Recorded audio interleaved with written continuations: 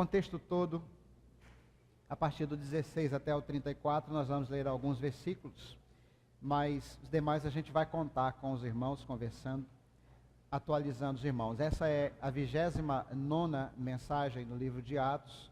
Nós estamos caminhando para a segunda metade, já na segunda metade do livro, e Paulo está na sua segunda viagem missionária das 3 registradas no livro de Atos.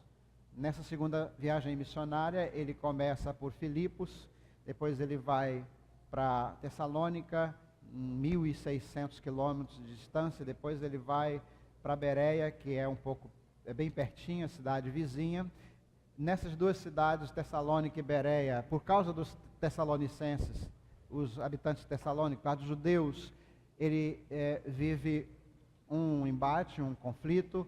Lembra que a gente tem dito que por onde Paulo passa, é certo que vai acontecer um avivamento e um tumulto, né? Então não foi diferente. Ele é obrigado a sair de Bereia às pressas, ele é retirado às pressas de Bereia pelos seus companheiros. Silas e Timóteo ficam ainda, e ele está então, no nosso texto, Paulo está sozinho em Atenas.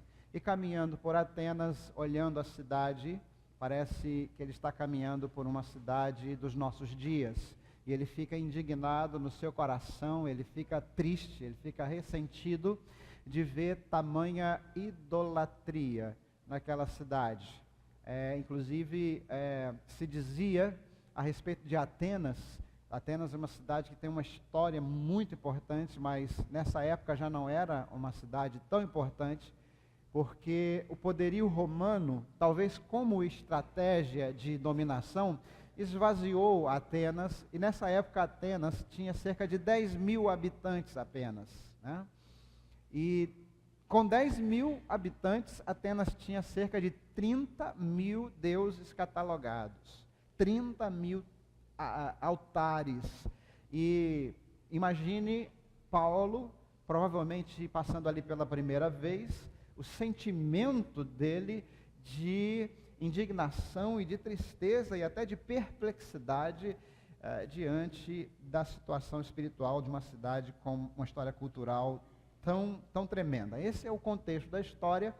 E então ele começa a pregar no mercado, começa a ensinar, a falar para as pessoas a respeito do evangelho na rua, nas praças, e finalmente ele é levado para uma praça principal em Atenas chamada Areópago.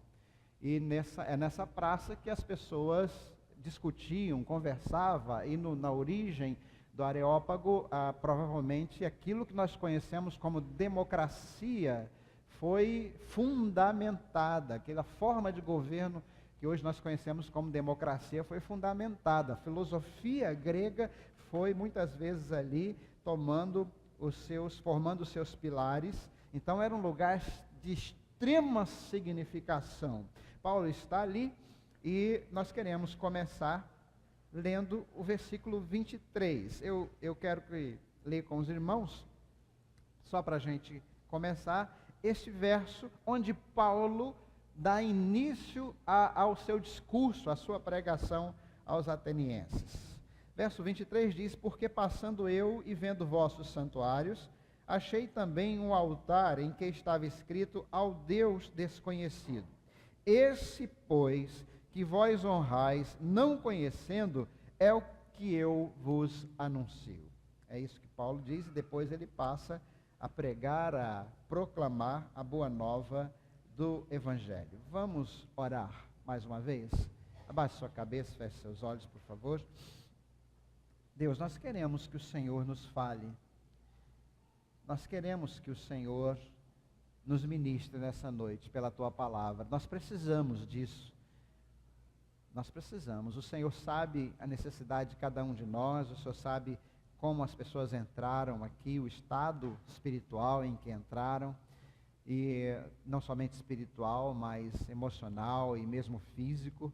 Nós queremos pedir que o Senhor ministre, que cura, restauração, através da Tua palavra, ânimo, fé, tudo o que nós precisamos para que possamos Te conhecer melhor e assim viver a vida abundante que o Senhor nos propõe. Nós oramos assim, pedindo iluminação do Teu Espírito para pregar e para ouvir, em nome de Jesus. Amém. Meus irmãos, a idolatria é uma forma de expressão espiritual daqueles que estão buscando. Na busca por Deus e por falta de informações precisas, as pessoas caem naquilo que a Bíblia chama de idolatria. Originalmente a palavra ídolo significa simulacro. Simulacro é uma imitação, é um objeto que pretende assumir prerrogativas e características de um Deus, porém sob o controle daqueles que os constroem. Mas o fato das pessoas construírem para si deuses, como em Atenas, 30 mil deuses, 30 mil altares para serem adorados, não preenche a necessidade de segurança que as pessoas precisam. Segurança de alma, do coração. Aquele sentimento, aquela certeza de que se está no caminho certo. É quando alguém chega numa determinada cidade que não conhece e a mulher começa a desconfiar que o marido está perdido e ele não admite, como normalmente os homens não admitem que estão perdidos, e às vezes não tem o GPS à disposição, ou o GPS deu tilt, ou a internet não pega. E um dia minha mulher estava reclamando, nós estávamos num lugar, não me lembro se em periferia de Salvador, eu não me lembro aonde, e eu saí com essa: como é que eu posso estar perdido se eu não sei onde estou? Então, essa é a situação paradoxal do idólatra. Ele, muitas vezes, por não saber para onde está indo, para qual caminho está indo, ele constrói para si mesmo referenciais que não lhe trazem segurança desse caminho. Paulo está diante do Areópago de dois grupos principais descritos nesse texto, chamados epicureus e estoicos. Eu quero fazer uma rápida descrição dos epicureus e dos estoicos para que os irmãos entendam. Toda vez que eu declarar aqui um dos pontos da nossa mensagem, os irmãos vai falar: olha, Paulo está fazendo um discurso de acordo com o público com o qual ele está debatendo. Os epicureus, eles eram uma espécie de agnósticos. Eles não tinham muita certeza sobre a existência de Deus, mas o que eles diziam era que se Deus existe, ele está muito distante, não é possível conhecê-lo. E Deus também não está interessado nos negócios humanos, e não há qualquer tipo de possibilidade de haver um encontro de acertos de contas. Os epicureus, tendo essa mentalidade, não pensavam muito na vida pós-morte, só pensavam na vida neste mundo. Então eles se entregavam aos prazeres e eles viam nos prazeres a virtude de aproveitar a vida. Talvez 1 Coríntios capítulo 15, 32, só para citar, você pode olhar depois, essa expressão se refira a esse tipo de mentalidade. A expressão diz assim: comamos e bebamos, porque amanhã morreremos. 1 Coríntios capítulo 15, 32. Paulo está dizendo isso para mostrar como funciona a vida de quem não acredita na ressurreição, de quem não acredita na eternidade. Comamos e bebamos, porque amanhã morreremos. Está dizendo: olha, se vocês não acreditam, então vocês têm que viver como os epicureus. Ele estava falando isso para a igreja, onde havia sinais de negação da ressurreição. Esses eram os epicureus. Pensem nos epicureus parecidos, assemelhados, guardados as proporções, aos saduceus no meio judaico. Tá? Aqui é o meio grego. Já os estoicos, eles eram panteístas. Enquanto os epicureus acreditavam que Deus estava muito ocupado com as suas coisas, não se intrometia e nem havia qualquer tipo de possibilidade de conhecê-lo, os estoicos não. Os estoicos achavam que Deus estava em tudo e tudo estava em Deus. E que a virtude máxima e a A bênção máxima que se podia almejar no pós-morte era ter a sua alma absorvida pela divindade. Isso gerou diversas ideologias tem pontos em comum com diversas ideologias religiosas que existem ainda hoje, né? Então, o que eles faziam? Eles achavam, pelo contrário, que os prazeres da carne produziam impureza e que, nesse estado, a alma não poderia ser absorvida pela divindade. Então, eles praticavam o asceticismo, comiam, tinham uma dieta muito restrita, eles eram muito sisudos, eles eram muito moralistas, etc, etc. Então, você vê que tem dois grupos antagônicos aqui para ouvir a mesma mensagem do apóstolo Paulo. E o que Paulo percebe que havia em comum naqueles grupos é que nenhum dos dois conhecia o verdadeiro Deus. Então o tema da mensagem que Paulo propõe é o Deus que o mundo precisa conhecer. Vocês precisam conhecer o Deus que eu conheço. Deixa eu apresentar um Deus que pode ser conhecido. Então a primeira coisa, ele diz o seguinte: o Deus que o mundo precisa conhecer é Criador, sustentador e Senhor de todas as coisas. Vocês precisam entender que existe um Deus verdadeiro, genuíno, que se revelou em Cristo Jesus, e Paulo fala de Jesus o tempo todo, que fez o mundo, tudo que nele há, que é Senhor do céu e da terra, e que não pode ser enclausurado, nem ser domesticado em quaisquer construções ou templos, por mais nobres, por mais lindos, por mais maravilhosos que sejam. Porque esse Deus é livre, ele não pode ser carregado, não se pode dizer a esse Deus para onde ele tem que ir, não se pode dizer a esse Deus o que ele tem que fazer.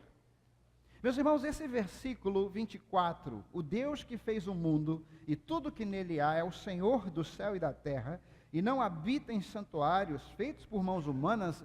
Com este versículo, Paulo começa indo na jugular da idolatria. Porque qual é a gênese, qual é a origem, qual é o princípio sustentador de toda espiritualidade idólatra? É um Deus que se pode controlar. É um Deus que eu posso enclausurar no meu templo, é um Deus que eu posso enclausurar no meu pensamento, no meu conceito, na minha ideologia, na minha teologia. Paulo fala que Deus é Senhor. Ele fala que Ele é sustentador de tudo que cria. Então é um Deus que intervém. Essa é uma expressão muito usada por John Stott, o Deus que intervém. É um Deus que não se intromete, porque Ele não é visita. Não é um Deus que se mete nos negócios alheios, porque Ele é soberano. Ele é um Deus que intervém, que o tempo todo dá sinais, e nós vamos ver isso mais para frente, da sua proximidade. Mas o fato, primeiro, que Paulo quer demonstrar aqui, é de um Deus totalmente livre, não enclausurado, não preso, que não cabe nas construções nem ideológicas, nem físicas, nem teológicas que nós possamos fazer. Pense nisso. Se sua conceituação teológica de Deus não é uma tentativa, ainda que inconsciente, de prendê-lo, de enclausurá-lo, de domesticá-lo. A idolatria tem esse propósito que subjaz a seguinte ideia: o Senhor não é Deus, Deus sou eu. Eu sou o Senhor. Então eu mando no meu Deus. Eu digo para onde ele tem que ir, onde ele tem que ficar, qual é a especialidade dele. Quando que ele tem que agir, eu faço a agenda de Deus. Isso é idolatria, esteja isso na igreja católica, ou esteja isso na igreja evangélica, esteja isso no meu coração, é idolatria. Segunda coisa que Deus fala, que Paulo fala, é que o mundo, ou Deus que o mundo precisa conhecer, é suficiente em si mesmo. Verso 25. O Deus que o mundo precisa conhecer é suficiente em si mesmo. Verso 25 diz: Ele não é servido por mãos humanas, como se necessitasse de algo, porque Ele mesmo dá a todos a vida, o fôlego e as demais coisas. A idolatria cria deuses em cativeiro e ensina esses deuses a depender de seus criadores.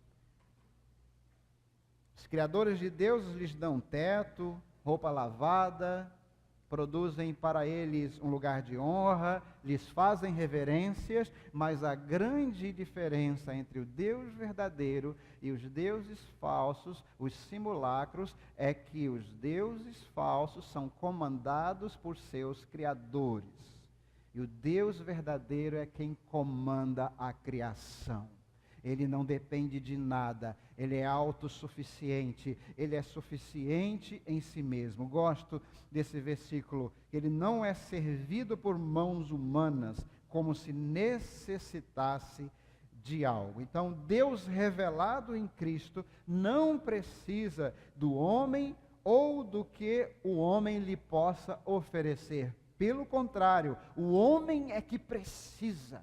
O homem é que depende totalmente de Deus, inclusive nas bênçãos essenciais da existência. Por exemplo, o fôlego da vida. E diz o texto, e as demais coisas.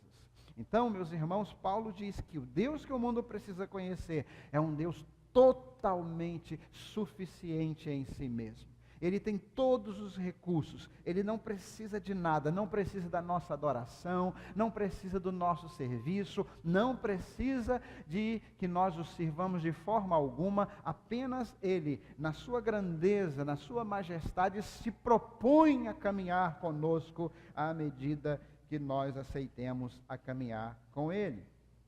Terceiro lugar, o Deus que o mundo precisa conhecer, quer ser conhecido.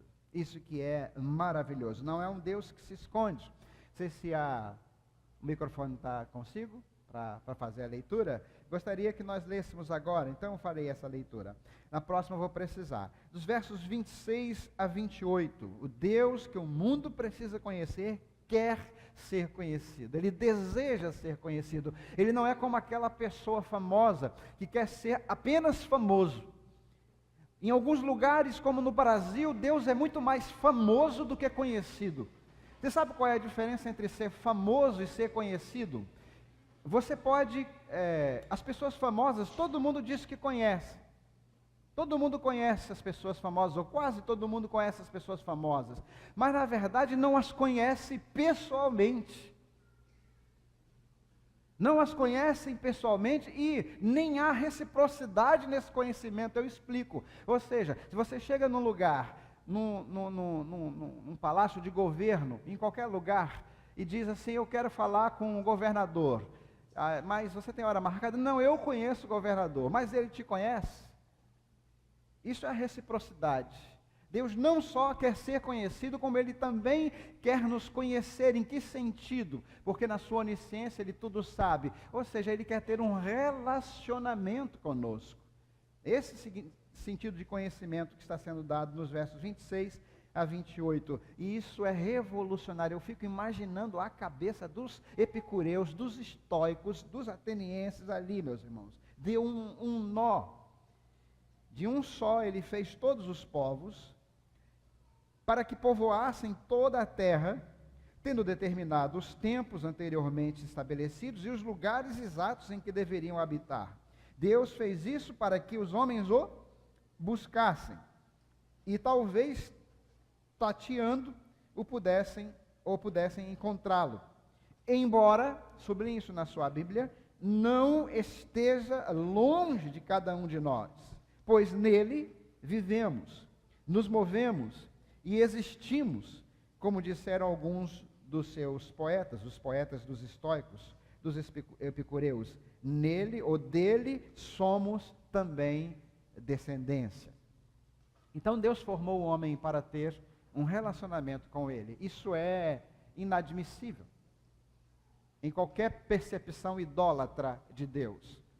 A percepção idólatra de Deus não o vê como Senhor, sustentador, não o vê como Criador que sustenta, que provisiona. A percepção idólatra de Deus não o vê como todo suficiente, ela acha que pode. Um dia um pastor chegou com a camisa escrita assim, Senhor, pode contar comigo, e sentou perto do Russell Shedd. Nós fazemos isso com toda boa intenção, e o Russell Shedd entendeu isso. Mas naquele jeito bem-humorado dele de chamar a atenção, ele pegou na camiseta daquele pastor e falou assim: você acha mesmo que Deus está precisando de você? E o pastor falou: pastor Messias, quase que eu tiro a camisa naquela hora e fico sem camisa diante do pastor. Porque é como se de repente tivesse me caído a percepção de que a minha ideia é de que quando eu sirvo a Deus, se eu não fizer, o que será de Deus sem mim? Isso é uma visão idolátrica de Deus. E a visão idolátrica de Deus não desenvolve relacionamento com Ele. Não tem proximidade. Não tem essa coisa de conhecer e ser conhecido. Existem dois mundos estanques.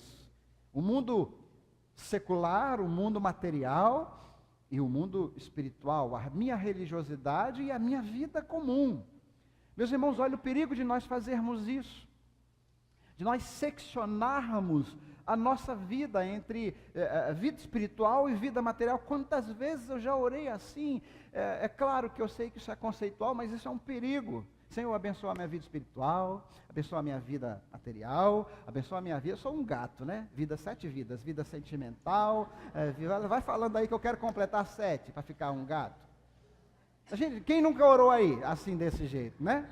Todos nós já oramos. Minha vida é isso, minha vida. A gente sabe o que isso quer dizer, mas é preciso tomar cuidado e perceber que nossa vida é única, é um todo. Não são áreas estanques. Ou nós nos relacionamos com Deus na integridade da nossa existência, como profissional, como marido. Sabe aquele cara que fala em línguas no culto e depois em casa ele humilha a esposa? Ele está seccionando a vida dele. E ele consegue fazer isso porque ele não sente nem culpa. Então Deus, Ele quer ser conhecido e Ele trabalha para que esse conhecimento seja recíproco, no sentido em que nossa vida esteja como um livro aberto diante do Senhor, toda ela. Eu não posso ser um santo na igreja, um salafrário na minha repartição, na minha escola, participar de rodas indecentes, dar mau testemunho, sujar o nome do Senhor, o qual eu digo que eu sirvo. Eu preciso aprender a quebrar as paredes dos compartimentos que eu criei para criar lugares onde, Senhor, deixa que aqui eu tomo conta. É isso que é conhecer e ser conhecido. Eu gostaria de compartilhar Amós 8:11 com vocês, antes de passar para o último ponto, que é um versículo que eu gosto muito, Amós 8:11. Amós 8:11 diz: eis que vem dias, diz o Senhor, Deus, em que enviarei fome sobre a terra, não fome de pão nem sede de água, mas fome e sede de ouvir as palavras do Senhor. Senhor, quando serão esses dias? Quando chegarão esses dias na minha vida? Quando chegarão esses dias na sua vida? De você sentir fome e sede da palavra do Senhor? Porque a falta de apetite, a falta de vontade, de desejo de conhecer a Deus, de ser conhecido, implica numa situação em que eu quero viver com Deus uma relação parcial, entregando a Ele algumas áreas da minha vida, compartilhando com Ele algumas áreas do meu coração, mas não todas.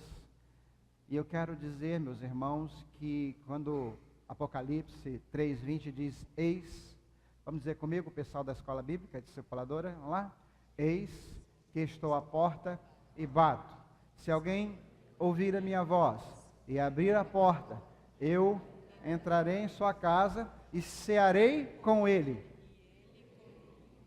Isso é que é interessante. Olha a reciprocidade, gente. Podia terminar aí.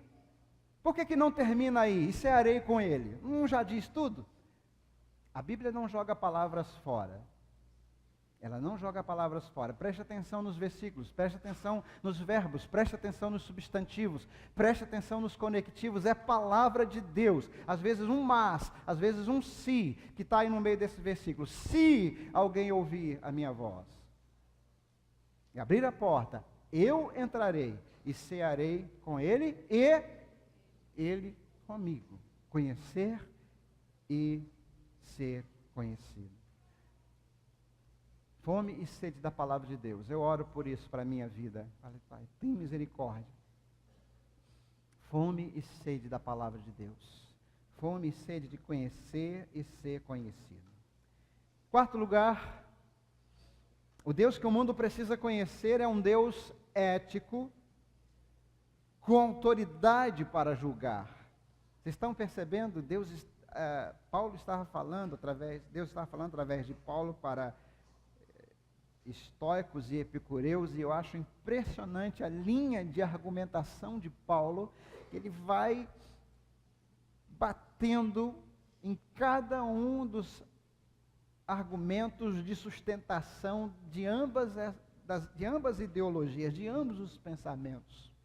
E aqui ele está falando de um Deus que não é inerte, que não é aético, que não é amoral, de um Deus que se importa por causa da sua santidade absoluta com o que eu faço, com o que eu deixo de fazer. Então, um dos princípios da idolatria é esse: não importa o que eu faço, não importa o que eu deixo de fazer, o importante é que eu vá na igreja, vá lá e ofereça, faça uma oferenda, ou faça um culto, ou vá a uma missa. Mas não, Deus é um Deus ético, que tem autoridade para julgar. Versículos 29 a 34, eu vou precisar de ajuda nessa leitura. Sendo, pois, geração de Deus, não devemos pensar que a divindade é semelhante ao ouro, à prata ou à pedra, trabalhados pela arte e imaginação do homem. Ora, não levou Deus em conta os tempos da ignorância. Agora, porém, notifica aos homens que todos, em toda parte, se arrependam, porquanto estabeleceu um dia em que há de julgar o mundo com justiça, por meio de um varão que destinou e acreditou diante de todos, ressuscitando-o dentre os mortos. Até o 34. Quando ouviram falar da ressurreição de mortos, uns escarneceram e outros disseram: a respeito disso, te ouviremos noutra ocasião. A essa altura, Paulo se retirou do meio deles. Houve, porém, alguns homens que se agregaram a ele e creram. Entre eles estavam Dionísio, o Areopagita, uma mulher chamada Damaris, e com eles outros mais. Paulo é danado, né, gente? Você imagina um cara no meio de uma cultura altamente filosófica, baseada no conhecimento, ou na busca do conhecimento. Ele fala: Deus não leva em conta os tempos da... É por isso que ele arruma tumulto. Ele precisava de uma orientação. Como é que fala assim no meio de epicureus, de estoicos, pessoas com histórico filosófico tremendo? Deus não leva em conta o tempo da ignorância. Que autoridade, que ousadia.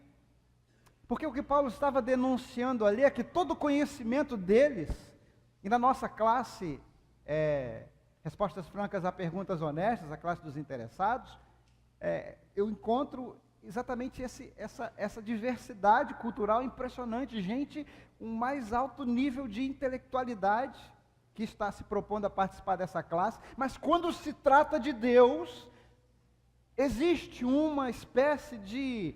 como existia no próprio Paulo. Talvez ele estivesse lembrando dele mesmo. O que aconteceu com Paulo quando ele se converteu, depois que quem foi que orou pelo Paulo mesmo? Deus falou: vai lá e ora pelo Paulo.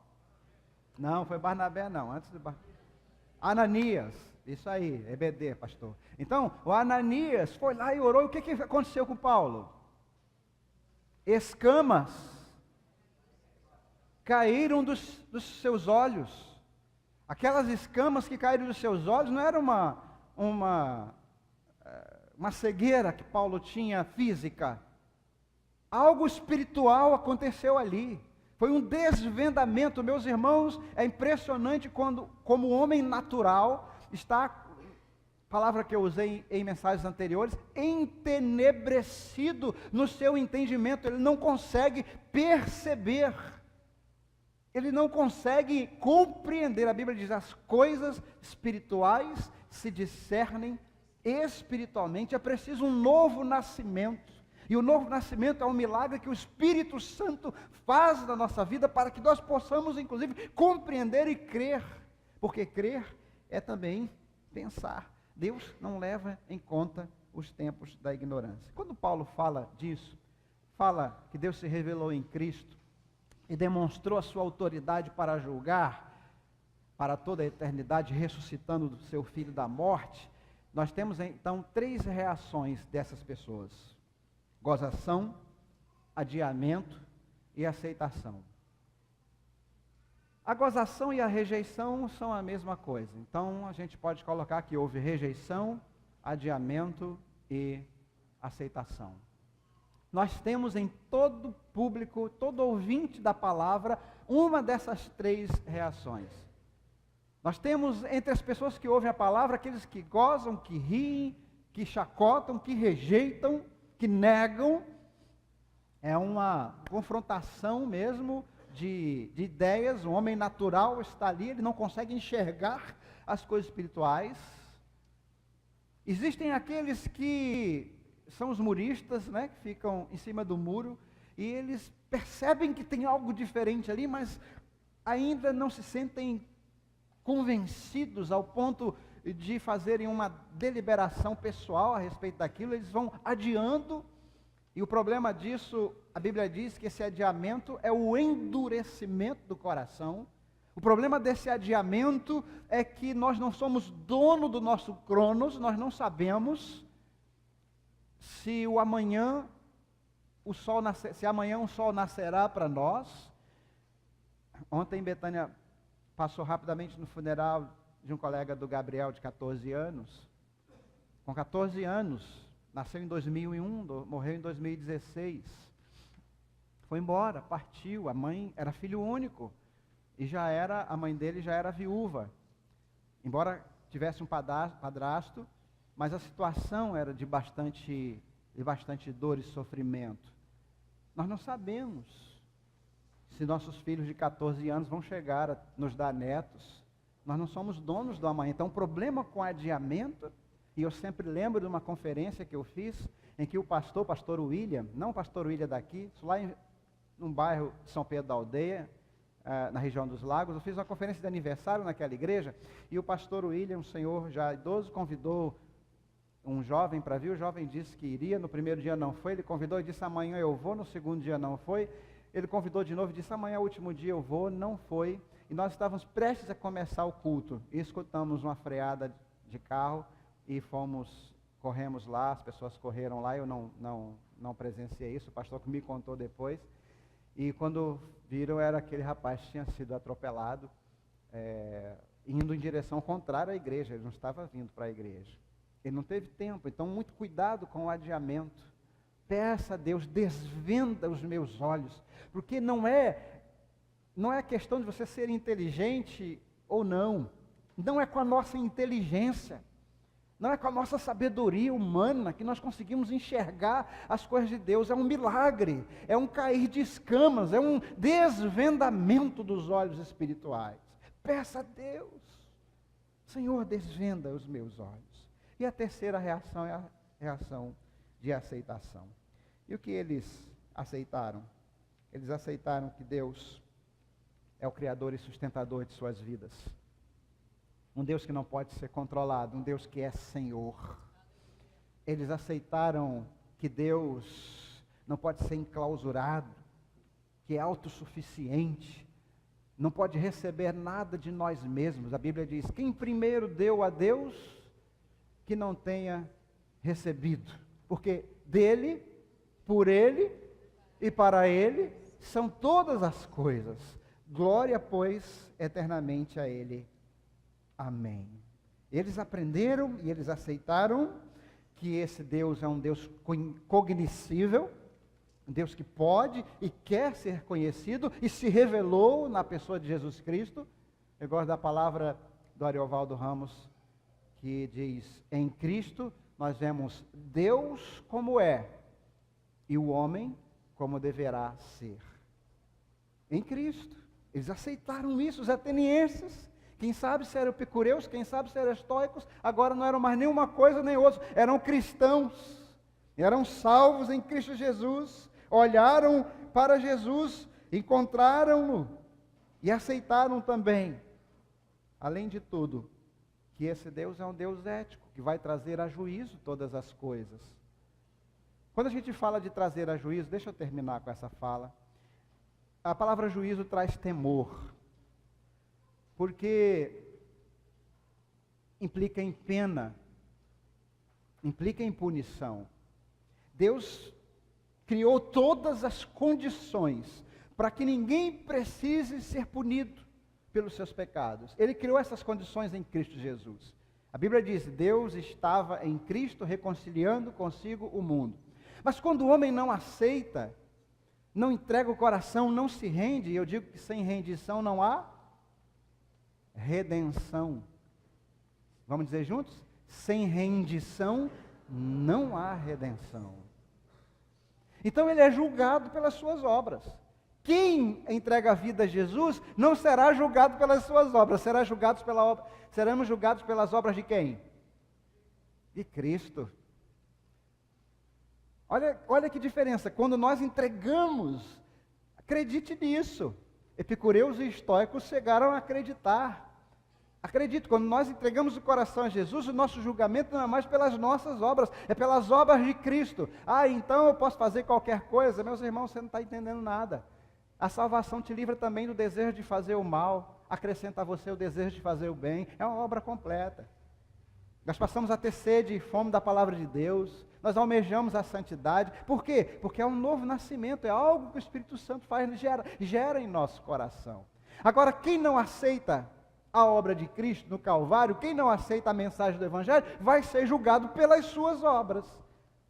E o que é que a Bíblia diz sobre as nossas obras?